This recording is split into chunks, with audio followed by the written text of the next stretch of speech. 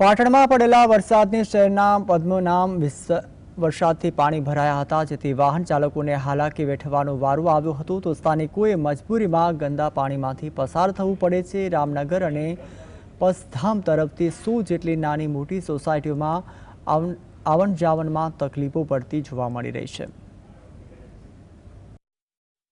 પાણી ભરાઈ જાય છે, થોડુંક વરસાદ પડે તો રસ્તામાં અવર જવરમાં બહુ તકલીફ પડે છે, બહુ જ પાણી ભરાઈ જાય છે। ભૂગર્ભ ગટરનું પાણી આવે છે કે આજ છે પાણી? આ વરસાદનું જ આવે છે।